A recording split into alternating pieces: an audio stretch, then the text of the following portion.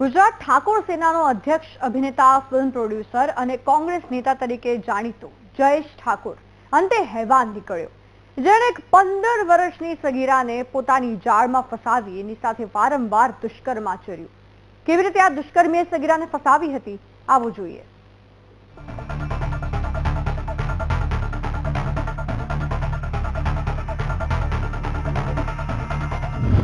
હું તને હિરોઈન બનાવીશ, હું તને મોડેલનો રોલ અપાવીશ.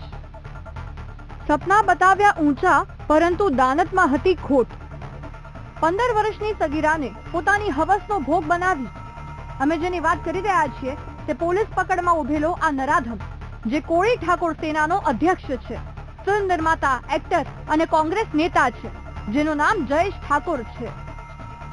નરાધમ નિર્માતાએ સગીરાને વારંવાર અભિનેત્રી અને મોડેલ તરીકે ફિલ્મમાં કામ અપાવવાની વાતો કરી. તેને પોતાની માયા જાળમાં ફસાવી તેની સાથે 20 થી વધુ વખત દુષ્કર્મ કર્યું. પરંતુ સગીરાને આજ દિન સુધી કોઈ રોલ ન અપાવ્યો. અંતે સગીરાને પોતાનો માત્ર ઉપયોગ થયાની ખબર પડતા જ તેણે ન્યાય માટે આ હેવાન જયેશ ઠાકોર વિરુદ્ધ ફરિયાદ દાખલ કરાવી. જેના આધારે રાજકોટ પોલીસે જયેશ ઠાકોરને ઝડપી પાડી તેની સામે કડક કાર્યવાહી હાથ ધરી છે. આરોપી છે જયેશ હંસરાજ ઠાકોર. આ જયેશ હંસરાજ ઠાકોરે એક 15 વર્ષની છોકરી સાથે છેલ્લા 2 વર્ષની અંદર 15 થી 17 વખત દુષ્કર્મ આચરેલ છે.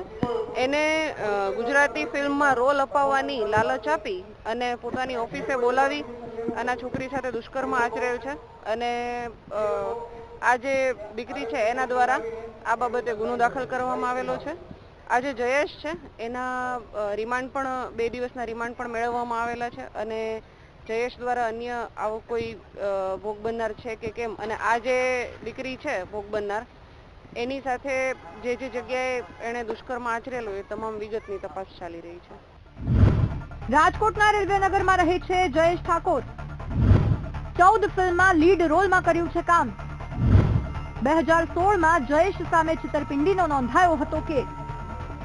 આ કેસમાં પોલીસે હવે આરોપી જયેશ ઠાકોરની કુંડળી ફંફોડવાનું શરૂ કર્યું છે. સાથે જ અન્ય કોઈ યુવતીઓ આ હેવાનનો ભોગ બની હોય તો પોલીસનો સંપર્ક કરવા માટે પણ અપીલ કરાઈ છે. કારણ કે આવા હેવાનો જ્યાં સુધી સમાજમાં ખુલ્લા પડતા રહેશે ત્યાં સુધી દીકરીઓ સુરક્ષિત નથી. કેમેરામેન નિશિત ગઢિયા સાથે રિપોર્ટર શનિ મયડ, વીટીવી ન્યૂઝ, રાજકોટ.